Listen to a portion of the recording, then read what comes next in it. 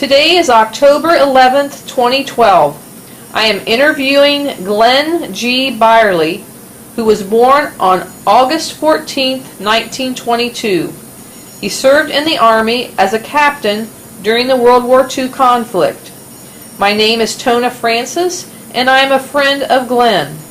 We are in Tip City, Ohio for this recording.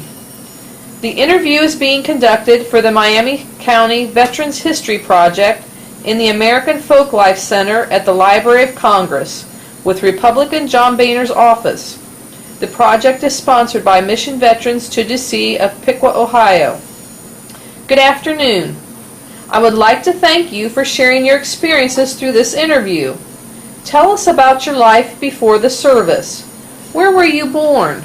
Born in Troy, Ohio, 1018 East Canal Street. Okay. How many brothers and sisters did you have? I have 6 brothers and 3 sisters. Oh my goodness. And their names? Clifford, Robert, then me, then Raymond, Bill, David, and Tom, then Helen, Sally, Lyndon, Sally. Okay. And what did your father do to provide for your family? He was the Hobart Manufacturing, Motor Assembly. Okay, and his name? Glen Albert Buirley. And your mom's name? Myra Louise Colville Buirley. Okay. Where did you go to school? Went to the Forest School in Troy and Elizabeth out in the Elizabeth Township. Okay. And what did you do before entering the service? I worked on the farm as a day hand, helping farmers out, making hay, plowing fields, whatever they asked me to do. Okay. Did you deliver newspapers? Now, as a small boy, about 10 years old, Okay. I used to sell them downtown Troy. Yeah. Okay. Did you have any other family members that were in the service? Was your brothers or sisters or aunts, I had, uncles? my brother Bob was in Alaska. Raymond was down in West Virginia. David was out in Washington. And Tom was over in Korea. Okay. Yeah. So they were all in the service one way or another? Yeah. How about your sisters? Did they? No. No? No service They time. were busy, got pregnant and married. Okay. I don't want that on there at all. So when you graduated high school, what happened? I worked on the farm for a couple months, and I got a job at the Waco Aircraft. And from then I was drafted. Okay. And from then it was bon voyage. Okay. Did you get married before you went? Oh yes. Okay. I was drafted before I went, yes, but I was drafted December 21st, 1942. Okay. I got married on Christmas, Ah. 1925, and Okay. December 25th. Okay. I left December 27th. Oh my goodness. And did you lived in Troy that time during that time? I did. Well, I was drafted in Troy. Okay. But after I got married, I lived in Dayton. Okay. Yeah. Okay. So you were drafted, and did you choose the Army, or did they tell you that's where you were going to go? They told me. Okay. Okay. And where did you take your basic training then? Camp Gruber, Oklahoma. Okay. Yeah. Did you take any specialty training? I was taking the what they call the CW, International Morse Code Training. Okay. Yeah. I got up as high as 15 words a minute, That's awesome. which is relatively slow, Oh, was it? Okay. because some of them got up as high as 30. Oh my goodness. Yeah. That would be a talent in itself, I'm sure.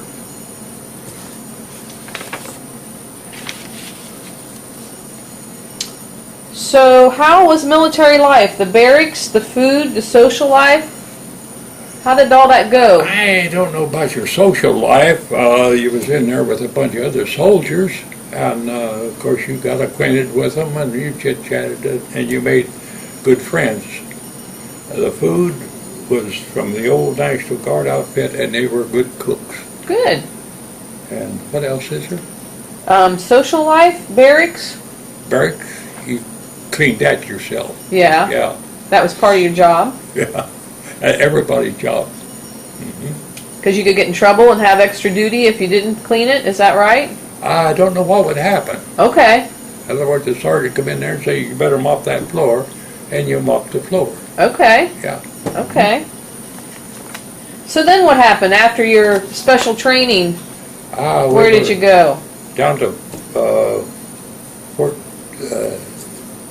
down Louisiana, Camp Polk? Polk, Louisiana. Uh-huh. And we were placed outside the camp, out in the boondocks, out there where there was rattlesnakes, cottonmouth, and bugs of all sorts. Oh, lucky you.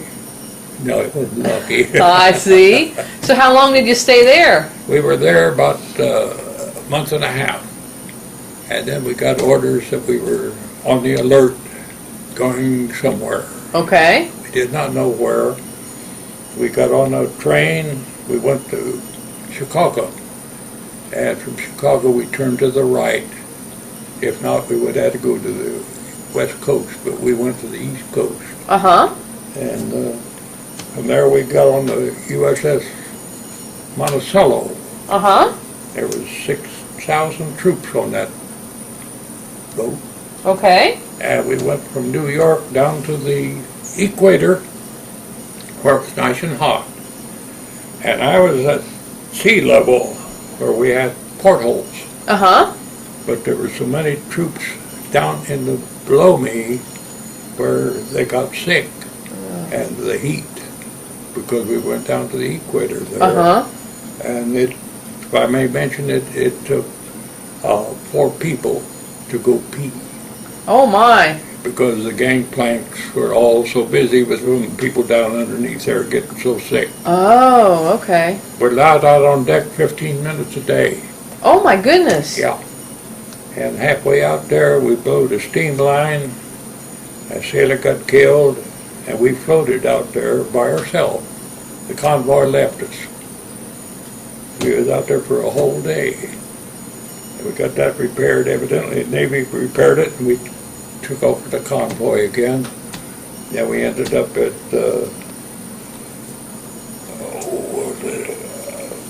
in Africa, Oran, Africa. Mm-hmm. And then from there we went down to Buirley, Africa. And from there we got on the boat and went over to Naples, Italy. Okay, did you see any fighting in Africa at all? No, Okay. fighting. We just fired a few rounds, but I never seen anything to amount to anything. Okay. So more or less it was just a little training maybe and I think there were still a few Germans over there. okay. Yeah. Okay. Okay, and then you went to Italy and what happened there? We had to go to what we call Bagnoli, which is outside Naples, for our bivouac till our weapons caught up with us, our 155. Okay. And from there we went, after we got our weapons, we went into combat just before Monte Cassino. And from Monte Cassino we went all the way up to Lake Garda. Okay. Yeah. More fighting there?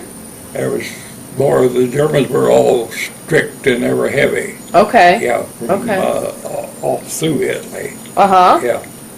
So did you witness any casualties or destruction? Oh, we had in our outfit, we had, I think, 67 killed, 43 wounded.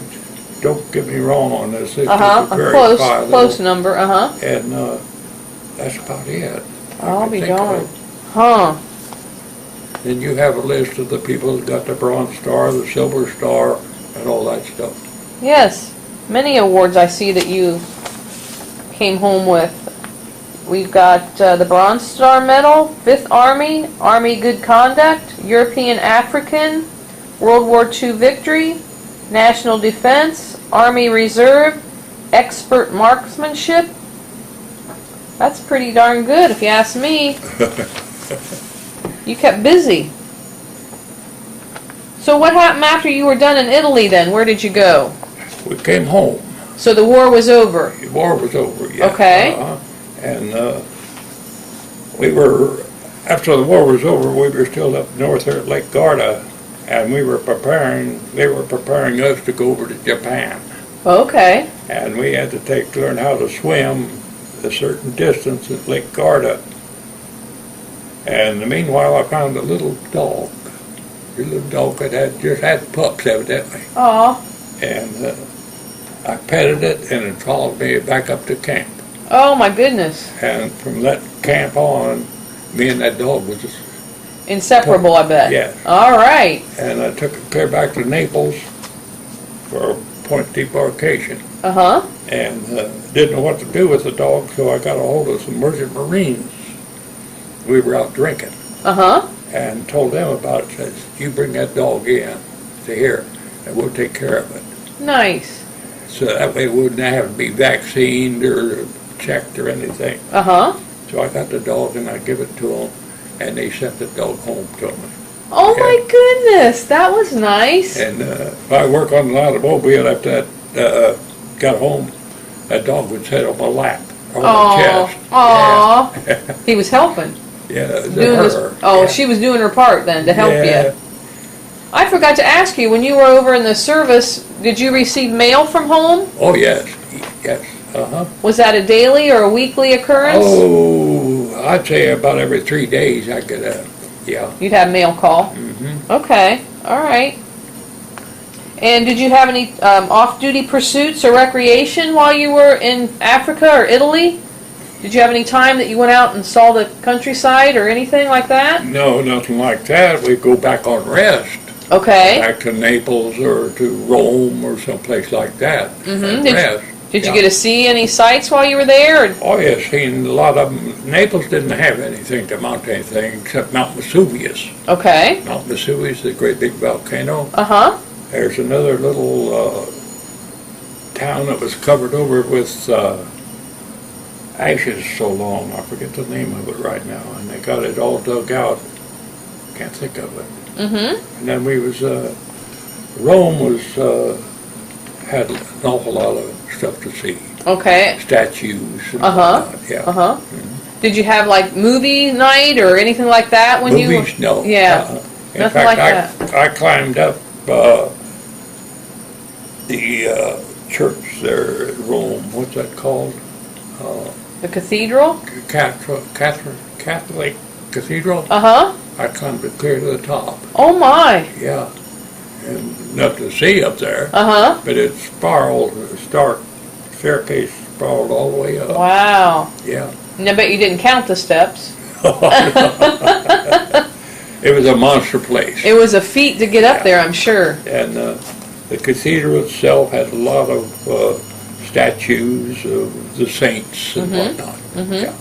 Very interesting. Nice. Nice. Okay, did you, when you came home then, where did you come into from Italy? Knox, not Knox, but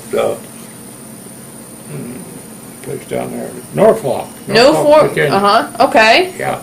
Then from Norfolk, we went to camp in Pennsylvania, camp, can't think of the name of it right now. I knew it a few months ago.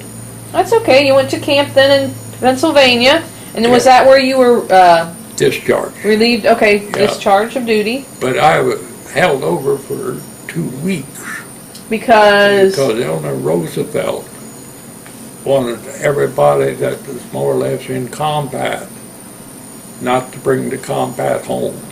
We were psychoanalyzed that we were fit to be turned loose. I see. But bless her heart, there was a beautiful woman. Uh-huh. She was. To think of that. No, not to think of that. To look at her, she was not pretty. But when she opened her mouth, it wiped everything out. She was a beautiful lady. Well, that's nice. Yeah. So then where'd you go after you were? I come back to Dayton, meet my wife, and from there I went looking for a job, and I was walking down Monument Street, the Dayton Power and Light. And I went in there, and they said, you know anything about electric? I said, I know ohms the law. I really didn't. Uh-huh. They hired me. I'll be darned. Yeah, and you hired in as a grunt. Uh-huh. In other words, that's the low man on the totem pole. Uh-huh. That if the lineman wants something, you put it on his rope and you hand it to him. I see. Yeah. And let's see, what else is there? Oh, I finally worked my way up to what they call a system operator. Uh-huh. That's the highest union, most responsible job in all of Dayton Power and Light. Okay.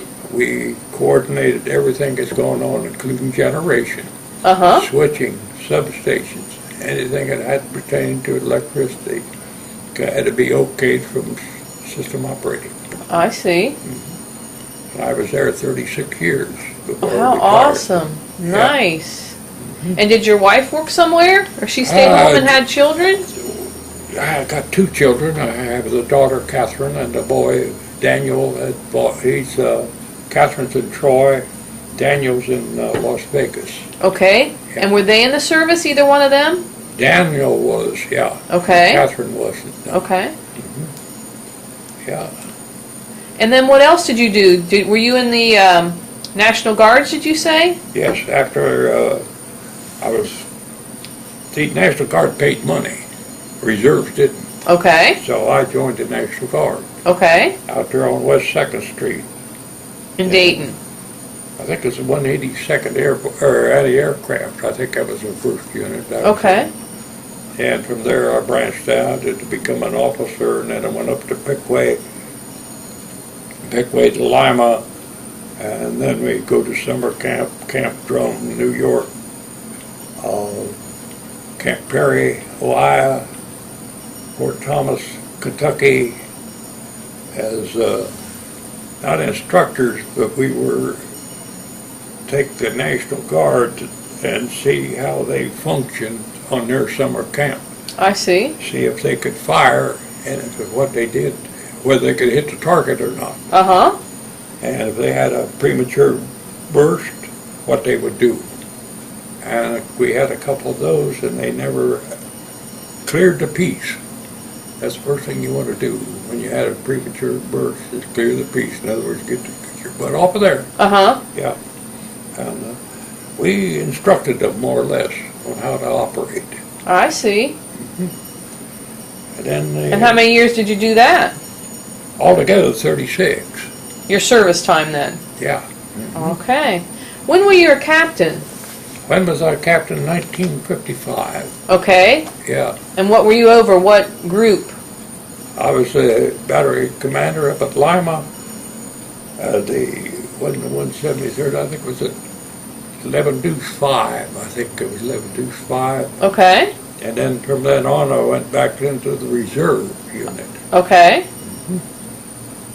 And then I got into what they call the last 10 years was in, I can't talk about, but it was in crypto. Oh. You know about crypto? No. Crypto is where all the messages come in from all over the world that go to Washington. Oh, okay. It comes out of Washington, that goes wherever. You have to have a top secret. It's a special language. Not language, no. No? You just have to be top secret clearance. I see. In other words, whatever happens in there, you don't open your mouth. Stays in there. I see. Because at one time, had I been operated on, I would have had to have somebody stand by that I did not reveal any secrets at all. Oh my. Okay. Because when you're under medicine, you may say things that Yeah. you shouldn't be saying. I see. Or somebody might be able to just dope you and quiz you on what Right. all was happening. Trying to Yeah. get information out of you. Yeah. I see. When you returned home, was there a reception from your family or community? Did you come home on bus or train? Train, I come from train. I got off the train, went to my wife's house, and Which was your house? no, it was her house, her Oh. family home. Okay. We hadn't had anything yet. I see. Well, you left right away. Yeah. You never came back while No. you were overseas? You never got a return to the United States for No. a break? Uh-uh. You just took your breaks and stayed where you were at? Mm-hmm. Okay. Was it hard readjusting to civilian life? No, Didn't have any trouble? no. Huh. That's good. Of course, you had the 2 weeks after you got home, Yeah, which probably helped some. And do you contact any fellow veterans? Do you keep in touch with anybody that you were in the service with? I did for many years, Uh-huh. but they all passed away. Okay. Did you like have reunions, or you just... We used to have reunions up in Wisconsin Okay. every year, Uh-huh. and they don't have them anymore because, Most as of them far are as I gone. know, I'm the only one. There might be one or two others, but I don't know of them still alive. That was in 173rd. Oh, I see. Okay. Do you have any memberships in veteran organizations? VFW, American Legion, and that's about it as far as that's concerned, other than being a Mason, Okay. Okay. and Eastern Star. Okay. Yeah. Do you feel that wartime experiences affected your life? Yes, it's wised me up. There you go. Yeah, it wised me up. It made me more acquainted with what respected the Germans and Italians and the French Moroccans and people that I run across today. Oh, I see. Yeah. Okay. And do you think there's any life lessons learned from the military? Lessons learned? Uh-huh. Oh, yes, yes. I think it's progressively. I never intended to mount to anything. But in the service, they recognized something that I never saw in myself. Mm-hmm. And that's why they encouraged me to become a captain, become an officer. Okay. Yeah. Do you have any stories you'd like to share with us of service time? Now, at this point in time, I can't think of any. Did you ever get in any trouble when you were in the service? Just that time that the CQ come down there and wanted me to tear them letters up. Okay, what happened? I was at down in Louisiana, and we were writing postcards home, no problem. And all of a sudden, I was down in the motor pool, my hands was all dirty, and CQ's charge of quarters come down with these letters I'd written and said, you have to tear these up. I told him to lay them down, I'll tear them up. He said, no, by God, you'll tear them up in front of me. And I didn't like that. And I proceeded to tell him what I thought of him. He was only a sergeant. Okay. I was a PFC. Okay. And he went back up there and wasn't long to come back and said, the captain wants to see you. All the way up there, I'm reading his pedigree to him again. Oh, no. I wanted him to take his shirt off. I wanted a fisticuff. And went in there, reported as a private. The captain says, Captain Burns, he's his name. He says, that's right, you're broke. I said, thank you. Done about face and walked out. And what does your broke mean? It means I was down to back to a private. I see. Yeah. And I was a private till we got over to Africa. Then they give me back my PFC. And then I finally got up to what they call a T5. That's the acting corporal. Okay. Yeah. And after the war and got back home here, I become first sergeant in the National Guard at Pickway and also in Dayton. And that's when they recognized me as an officer, and I worked my way up to a captain. Okay. That's about the story of it. I see. Any other stories you can think of? Not When that you were in Italy, that something happened that was out of the norm? No more than just getting the Bronze Star, that was it. Other than that, no. Okay. Can't think of anything. I show that you were in the service from December 21st, 1941 to September... 42. 42, I'm sorry. To September 2nd, 1982. Does that sound right then? That's right. Okay. And you saw many places, it looks like. I enjoyed it. You have lots of I'd stories. like to say that what was a blessing when I was young, 4 hours sleep was all I needed. Oh my. That was a blessing. Now that I'm old and retired, I got 20 hours on my hands. I don't know what to do with. You got to fill it. I run the sweeper, do the dishes, polish furniture and stuff like that there. All those things that need done at some point in time. They don't need done, but that's all I can do. Yes, I see. Well, you have some memorabilia here. One of your, some of the people you were in the service with wrote a book. Can you tell us a little bit about that? That would come from Colonel Ketchum. Okay. And the staff officers and Captain Burns, they somehow kept track of all the people, the rounds we fired, and who got wounded and who got killed. Okay, I'm going to anything like that. show the book here.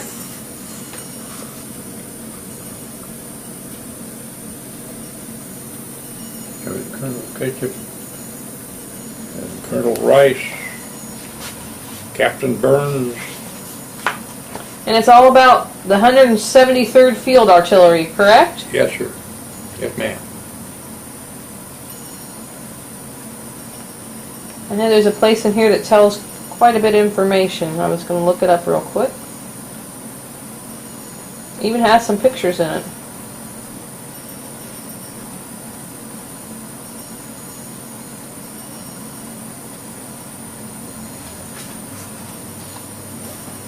Here's some of the men that got the Silver Star and the Bronze Star.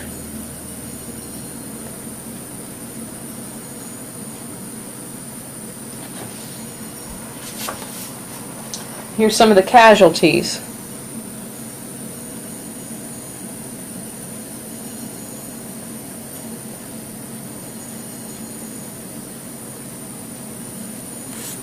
And then rounds of fire.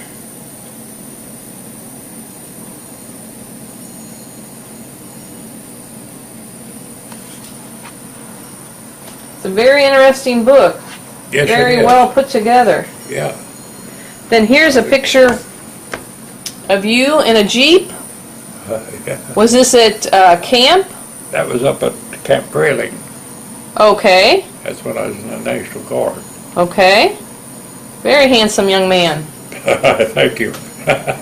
And then, what is this? You want to hold that up so we can see it? This is a souvenir I made over in Africa.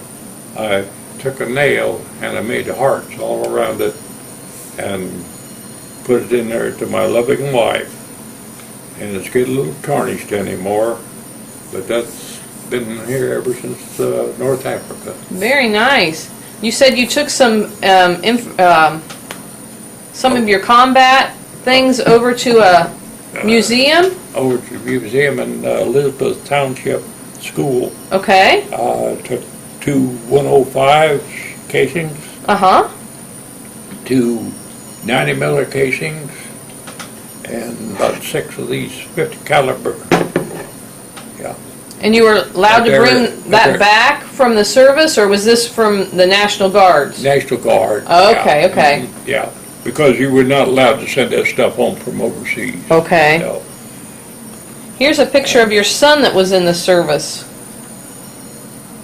And what was he in the service? What? I really don't know. He was stationed down there in, I don't know.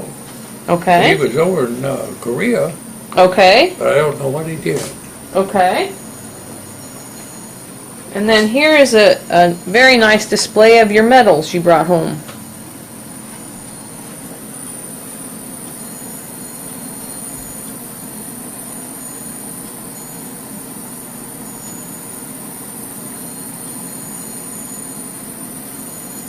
And then some certificates of appreciation from the Department of Army.